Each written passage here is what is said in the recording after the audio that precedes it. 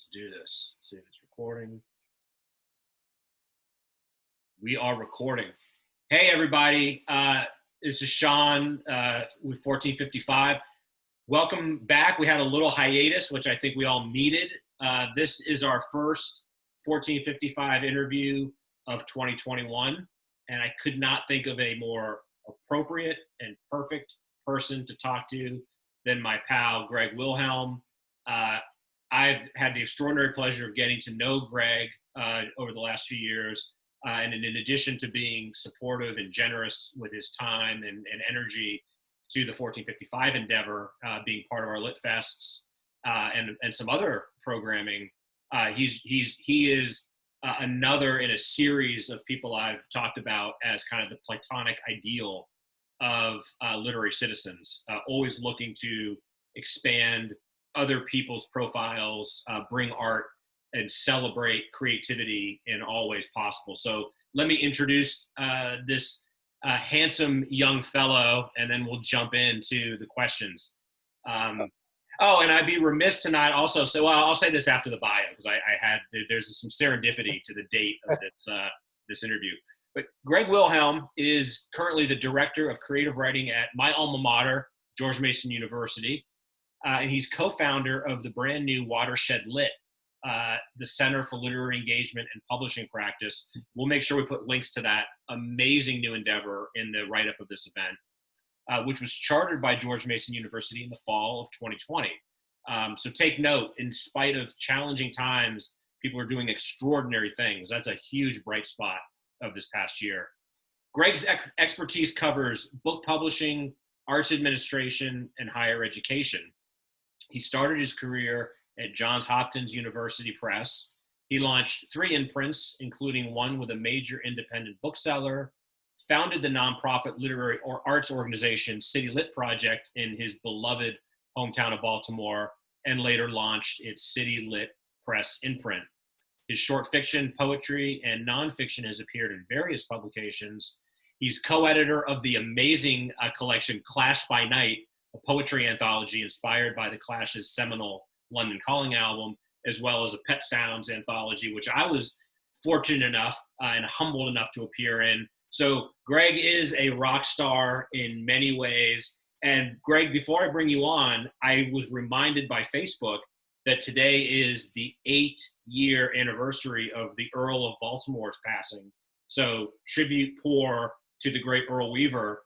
And it's a pleasure to bring in my favorite Baltimorean. Welcome, Gregg. Thanks, Sean. Wow, so much to parse from that introduction. I would still be embarrassed to say that maybe I was once young and once handsome, perhaps not so much anymore. And I am still an Orioles fan, which is hard to do these years, given their record of late. The Ravens would sort of buoy you, lift you up, and keep you afloat between the early demise of the baseball season and then spring training. But we've had a couple heartbreaks in the NFL realm as well. Yeah.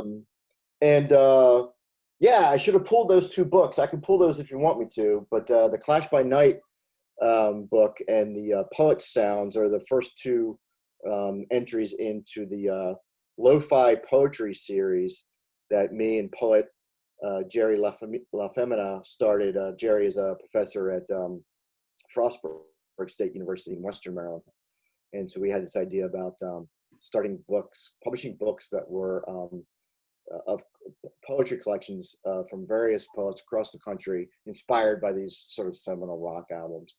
And so thank you for your contribution to Poet Sounds. Absolutely, my pleasure. Keep them going.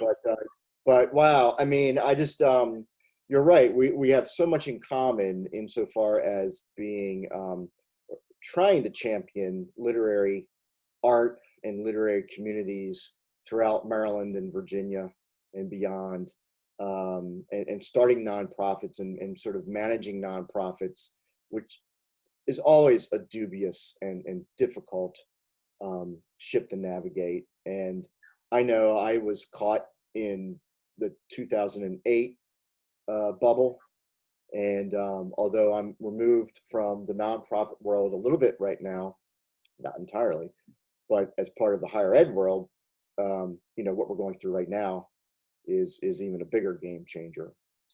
So I admire everything that you do to keep 1455 heading in the right direction.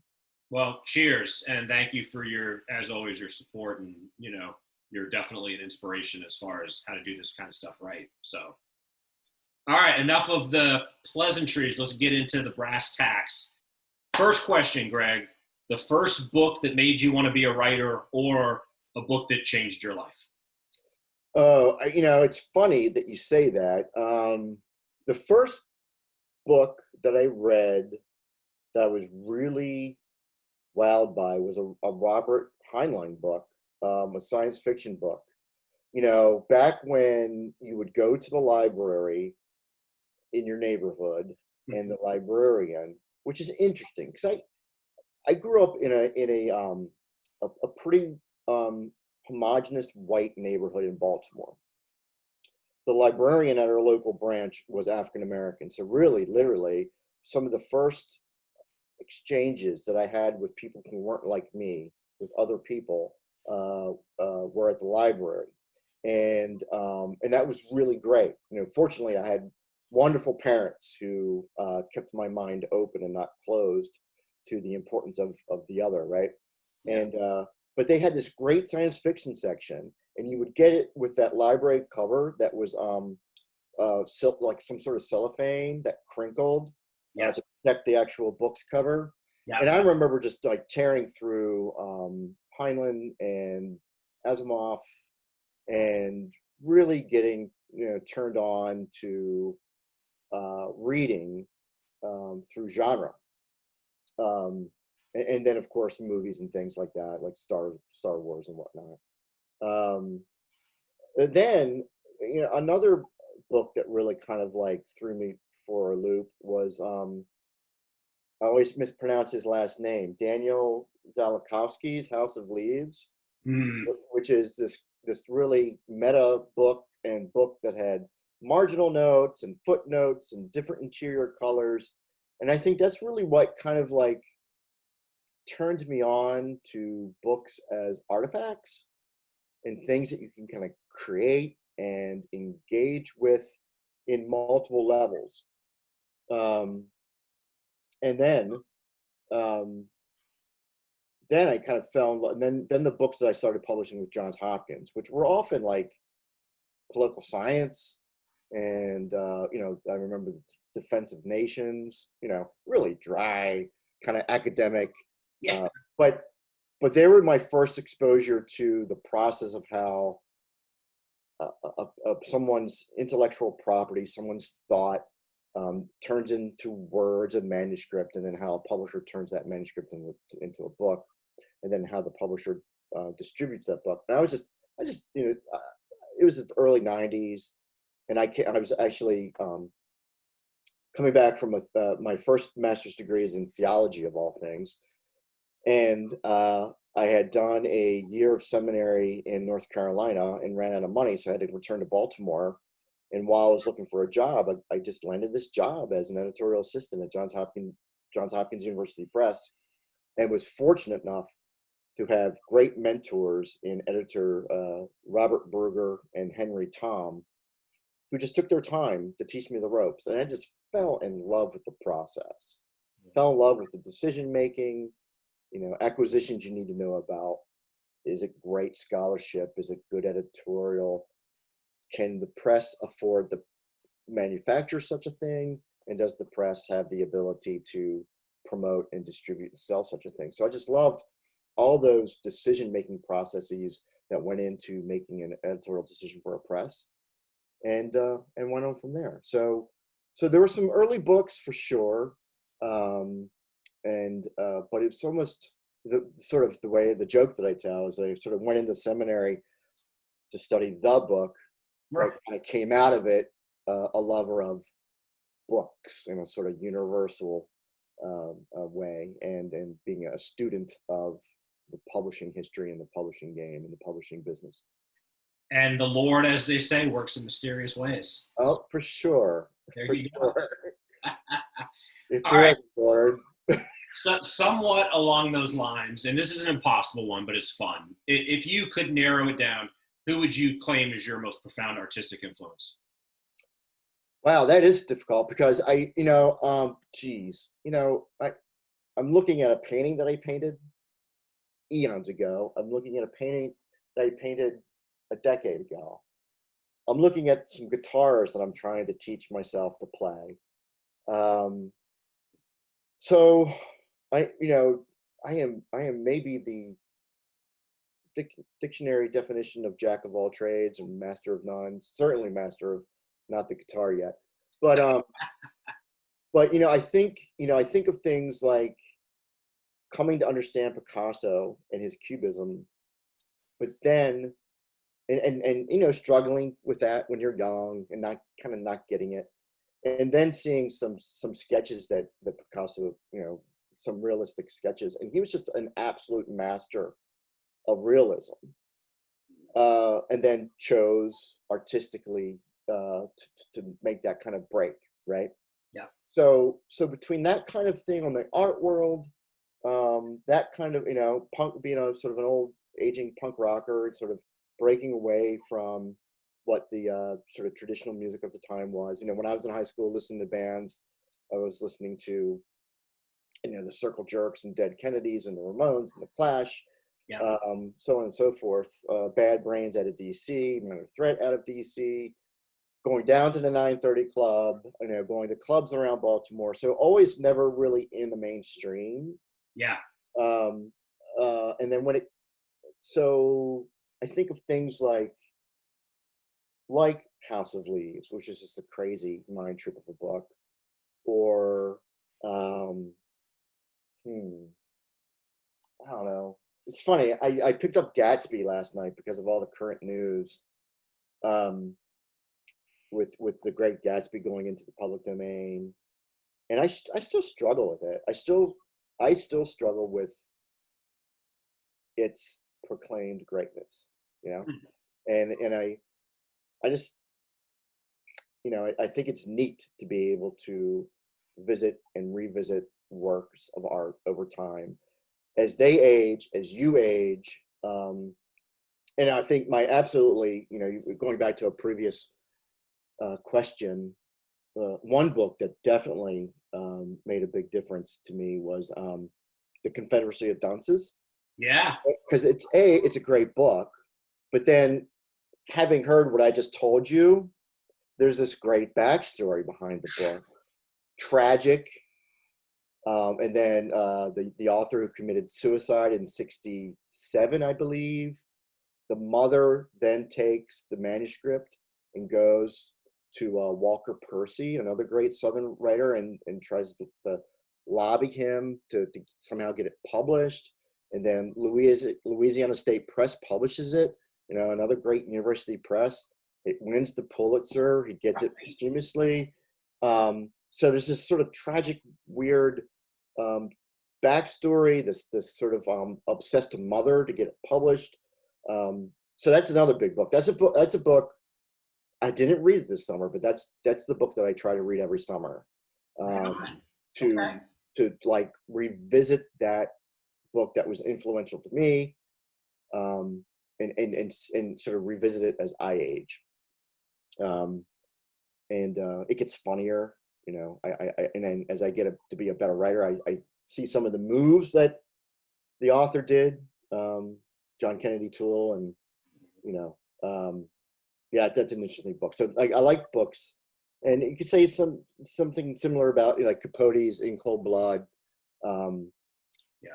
Books that have sort of are great literature in and of themselves, but then have this kind of unique publishing backstory, right? Yeah. So we talk about in this series, what makes an author tick. We're getting into the guts of the multitudes that Gregg Wilhelm contains, and I'm loving it. So another impossible but fun one. The question is written as best first or last line of any book ever. We can make it a little less painful and say a great first or last line that just pops to mind? Uh, hmm, so many. That's the beauty of it. I mean, the future is unwritten. That's actually a Joe Strummer line. Um, and I think it's our charge as artists across disciplines to write that future. And I think we're in such a weird time right now that it's impossible. I think there are some there might be some like Netflix kind of shows coming out because the turnaround time is relatively fast. Yeah. But I, for one, is like, how can you even process? I mean, it's so visceral what we're going through right now with the last 4 years and the pandemic, and then of course what happened at the Capitol on January 6th. Is how do you process that to sort of create art? How do will all our characters in both film and novels, be wearing masks in the future? Now, how do you write about this period without having masks? And now it's almost like, and masks, of course, being I'm a big superhero fan too, so masks are always that great sort of mechanism for dichotomies and Yeah. dual personalities, and sort of like how the multiple personalities often reside within all of us. As a kid, I had a big prodigal son kind of complex. I always wanted to, like, I'm just going to go away and I'm coming back all buff with a beard, and no one's going to recognize me, and I'm going to be great, and then I'm going to reveal myself and want the trick be on you. But I think I think or won't you're going to regret those days if you call me names or punch me at school or whatnot. So I've got this great prodigal son, and that's sort of the Batman story, and Yeah. it's sort of archetypical kind of story. But I wonder, just how do you what will art be a decade from now, based on the absolutely I think transformative times that we're going through, from uh, racism and looking at racial issues that have been not newly discovered, well, maybe newly discovered, newly exposed, but Right. always present. The polarization of politics, and then the pandemic. So you've just got, humanity crises, medical crises, political crises. And it's global. This is not something that, like, you see about on 60 Minutes. It's Africa or India somewhere. It's everywhere. So how are we going to process this? And I think, the challenge is, I think artists can do it. I think it's part of our charge as artists to process it, and interpret it and tell the stories. But my gosh, I mean, how would you sit down and write, a short story based, set in September of 2020? Yeah. Yeah. Yeah. Yeah. I mean, therein is the challenge and the opportunity, right? And it's all of our jobs to try to sift through that and make art and celebrate those that are able to do it. Yeah, it's the daily opportunity that we are blessed to live in extraordinary times. But here are the two books that I'm currently digging into. So I'm going to throw you a little bit of curveball in trying to demonstrate the sort of breadth of reading that I'm trying to do now, as a creative writing teacher. This is George Saunders' new book, which is based on his master classes from Syracuse, Yeah. where it explores the great Russian short story writers. Sort of 19th and 20th century white men, obviously oppressed and working in very difficult times in Russia at the time. So this is like one side of the spectrum, and then the other thing I'm reading is the new Felicia Rose Chavez book about the anti-racist writing workshops, about sort of how to bring a new kind of culture and new perspective to our world, of the workshop, which is the creative writers studio. It's the most sacred space for the creative writer. It's the sound booth for the musician. It's the painting studio for the painter. It's the maybe table read for screenwriters and theatrical actors. And I think it's time to sort of re-envision what the creative writing workshop can be. And this is a very overly simplified explanation, but we have that sort of what's become known as the Iowa model, based on the Iowa writing workshops, where you sort of sit silent while your peers, catapult fire flamed, boulders of criticism your way, but then the person being workshopped doesn't have a voice. There's all kinds of ways to do workshop that I know I need to sort of think about more. So I'm sort of reading these books in tandem, right? To sort of like to see where they kind of flow together and tug apart, in hopes of making myself a better workshop teacher.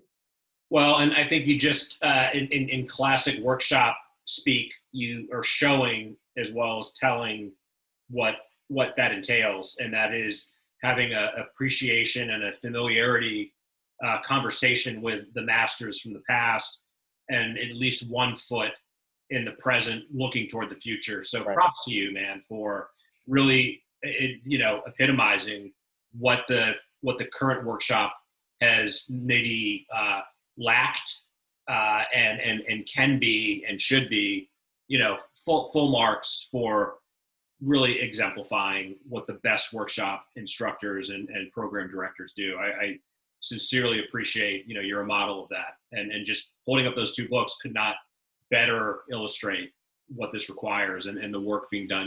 Even when you're having time off, you're doing work. So big props for that. Yeah, but I'm a flawed artist too, and flawed human, so I make mistakes. But we're working really hard to assure that the Mason culture, at least, is where I'm working these days, that the Mason MFA culture, which includes both the BFA and MFA, is one of accessibility, acceptance, understanding, and but it's also a human place, and human places have different people gather with different political perspectives, different backgrounds, different ethnicities, and but that's what makes it rich and vibrant. And I don't want that to go away, but I want to be able to at least be on the same page when it comes to how we approach the workshop of all the creative writing requirements. The workshop is the sacred ground. It's our studio space, like I said, and it's a place to be vulnerable,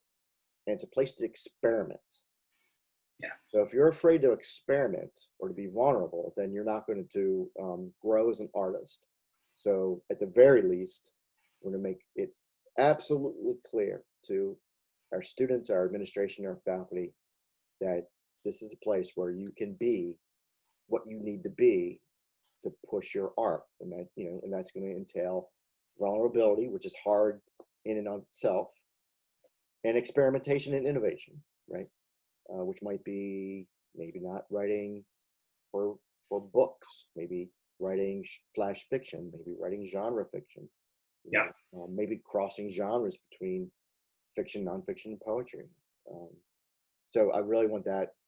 I'm trying to educate myself to make sure that the team at Mason and the team as the students and the administration and the faculty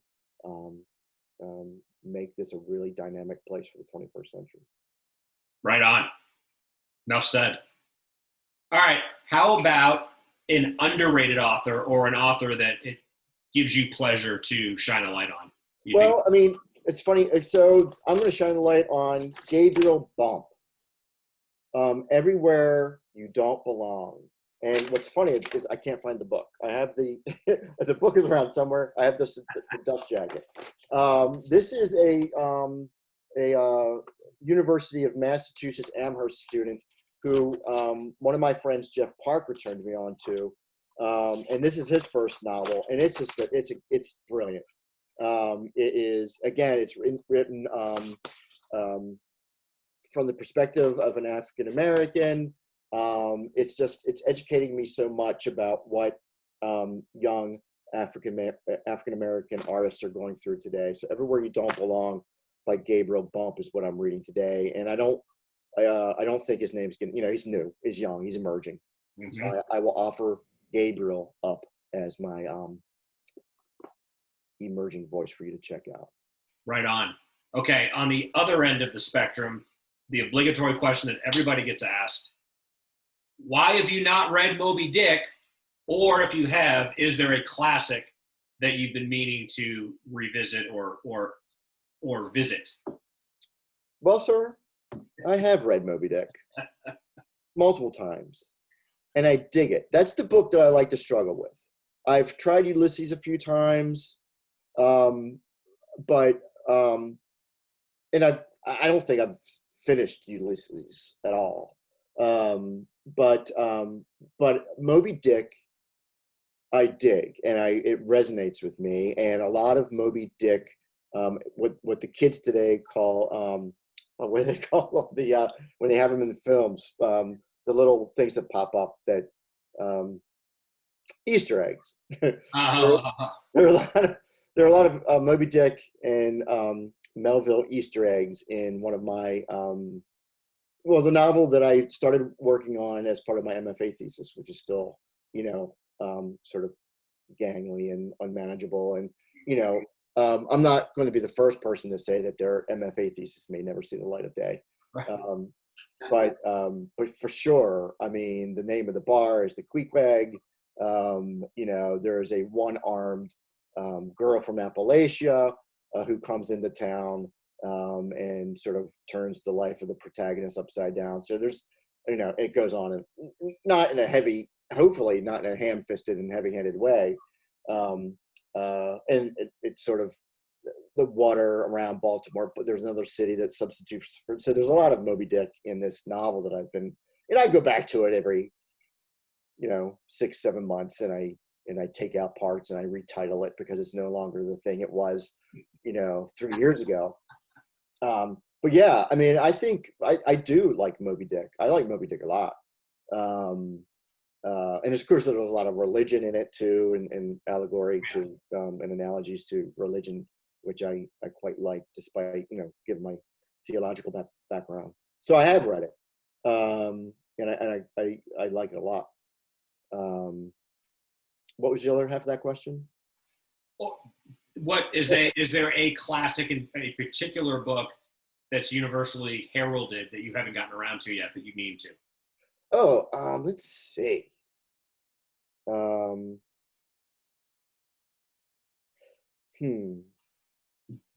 I took a stab at Tristram Shandy, and I threw it across the room. And it with what is it now? I don't want to date this video too much, but with Bridgerton and a lot of let's just say Jane Eyre. I'm sorry, and I've got a dear friend who is so into Jane Eyre and Jane Austen. I just I think one comment was something like on the new I don't know what just aired, something on Netflix, but it was like, rich people going to other people's houses. That's basically what the books were about. And I can't, I'm sorry, Christine Stewart, if you're listening to this, I know you're a big Jane Austen fan. I don't get it. So I would say that. I mean, being in Baltimore, I'm a big Poe fan. So I've studied and read a lot about Poe and read his work. So there are some classics. And what I'd like to do today is Poe's birthday. But today is Poe's birthday. Our forces are at work. Absolutely. Today.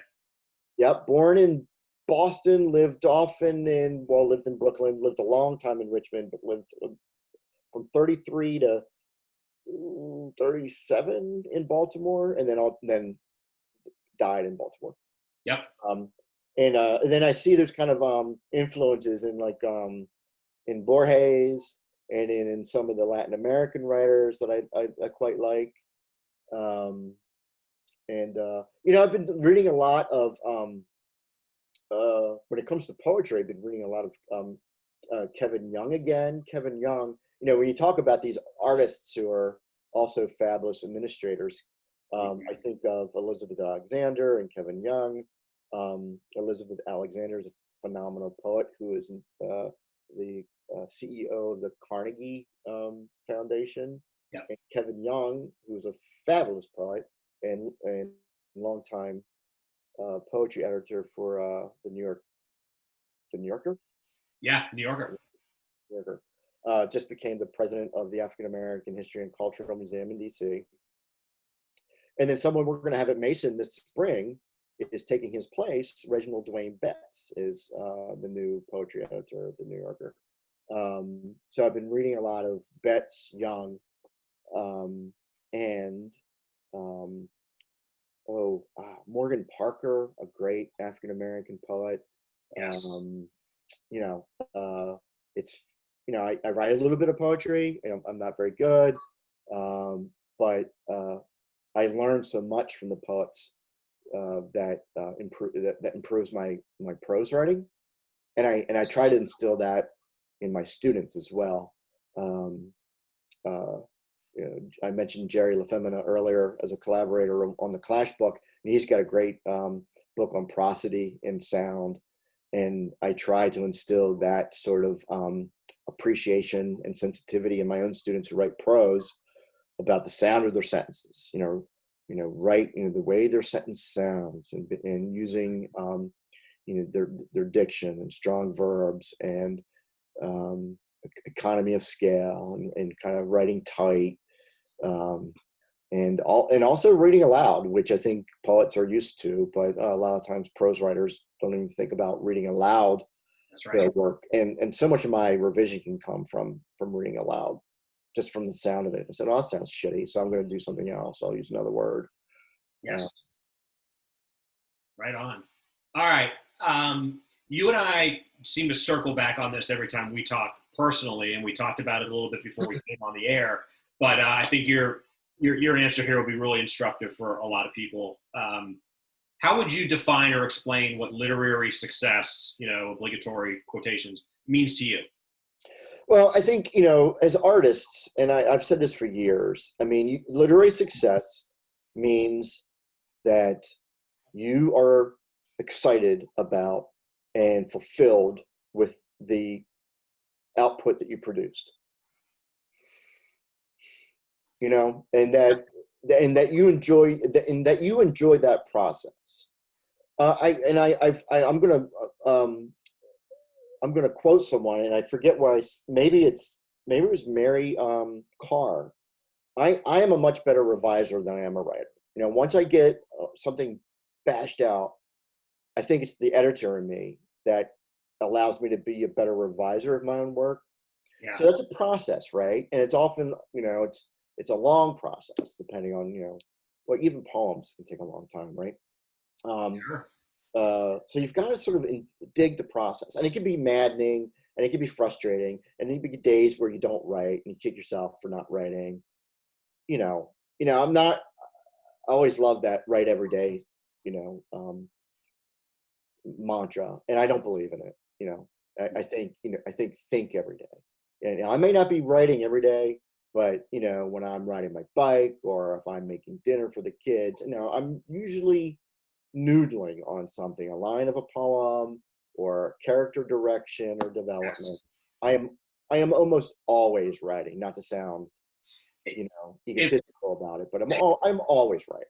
I want you to continue that thought, but I have to interject. I think this came up very early in the series or in one of the author series, but there's a wonderful, and I'm going to butcher it, but there's a wonderful passage in Charles Mingus, the immortal Charles Mingus's semi-fictional autobiography, Beneath the Underdog, which is one of the great titles.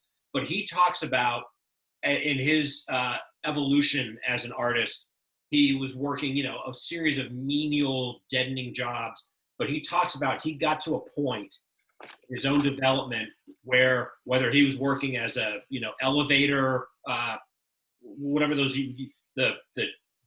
why am I blanking on the elevator, not guy, like a like a the like a lift. lift, the lift operator, but it was a very demeaning. But he worked at a post office, but he got to the point, he describes, he was always composing. And no matter what he was doing, he had transcended, he didn't have to separate. So in his mind, he'd evolved. I don't think a young artist can do that. And that gets into the whole 10,000 hour, crap. But what you're talking about, I think really connects with this idea of the discipline of becoming an artist. You have to put in the time, but you have to almost train your mind so that no matter what you're doing, but you're the first person, I think, in this series that's articulated without sounding pretentious. And to me, it's the antithesis of pretension. You could be cooking for your daughters, making dinner. You're always thinking. That's the beauty, I think, of this, demystifying this process. Well, here's a young writer that I think people are going to hear about in the near future. I think he might be going like late night talk shows. He might become that cool. This dude spent, I think, 10 years working as an engineer on oil rigs in Singapore. Do you think he was not writing, either literally writing or not writing, when he was on those oil rigs? I mean, come on. Yeah. Sure.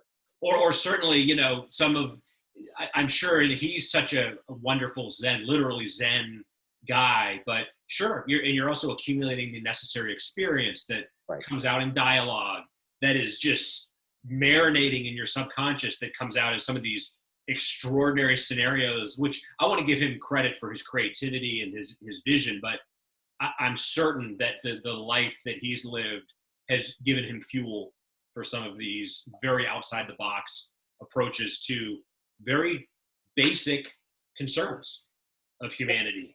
Yep. And I was talking to a friend today who has a project, and he wanted some publishing advice. And he said, I need to get this out now. I've lived long enough to have a memoir, have memories, but before I start losing those memories, right? So it's that sweet spot. Yeah. Yeah. And I think,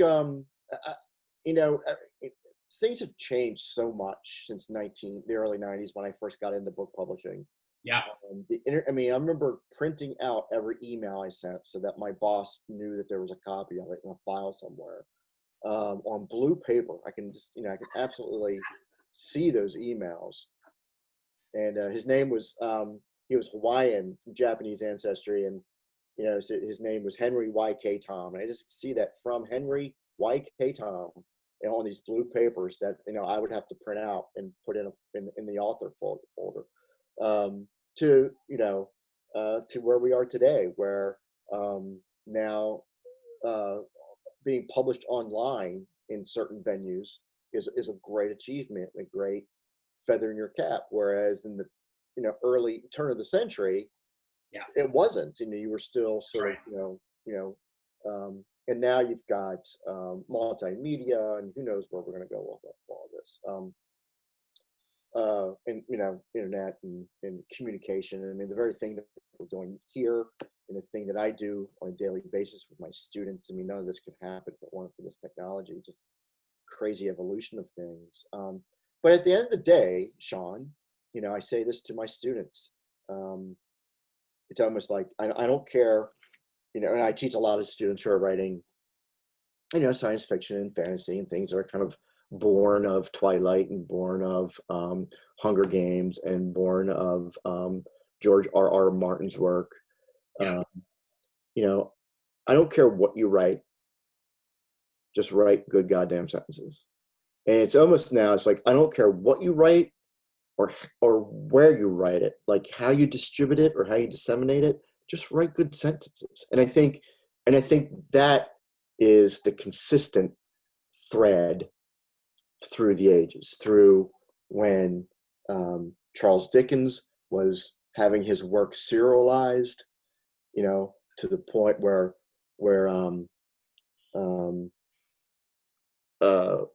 Pessoa was wandering around the streets of Lisbon, just jotting down notes and throwing them in a trunk that no one would discover until 15 years after he died.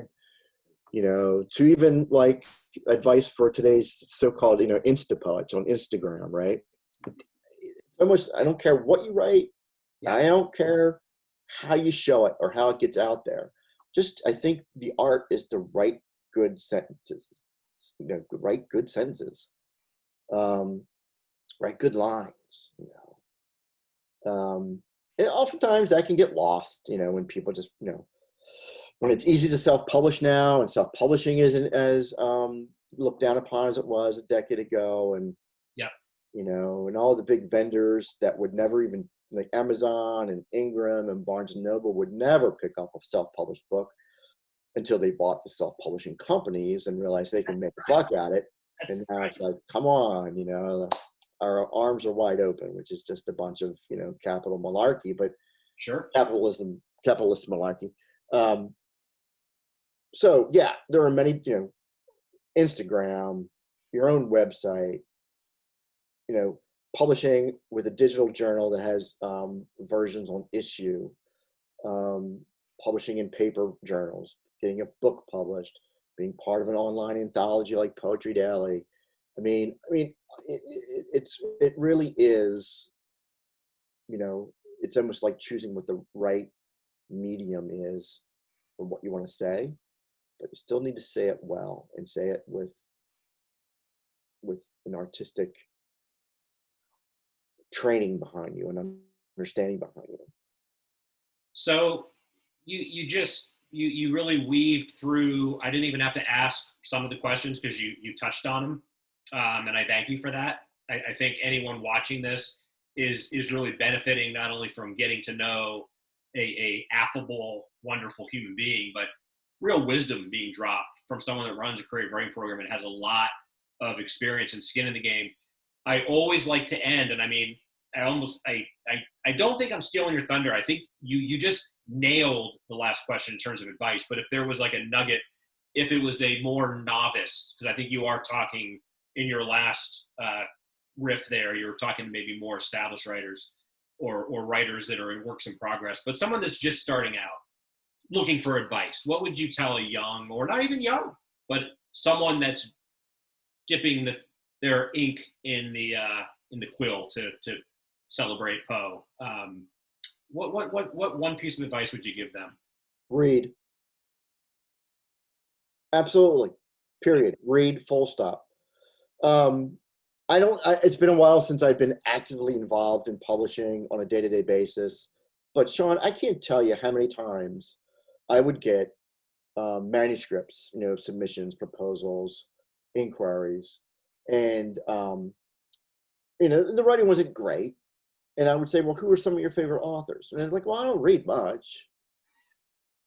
And I just don't understand any artist who wants to become a better artist doesn't study artists, right?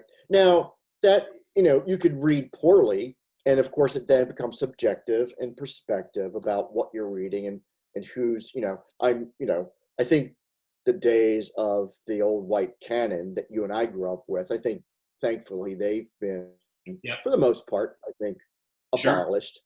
Sure. Reading in translation, reading books that are from authors who don't speak English as their native tongue, but have been well translated. I think I did a lot of that in my poetry studies at Tampa, reading poets in translation, and that was super important. Reading, authors, I think, Nigerian authors, I think African authors in general are finally getting a lot of due notice, as are authors from India and the various places around Asia, Latin America for a long time. So read widely, and read well. And if you can find a way to read in community, that also helps, because it's also the conversation and discussion that reading leads to. But I absolutely believe that poor readers will never be great writers. From the expert, from the director of the writing program at George Mason University, heed his words well, brothers and sisters. He knows of what he speaks. And if anything, he's too modest. He's got a lot of skin in the game.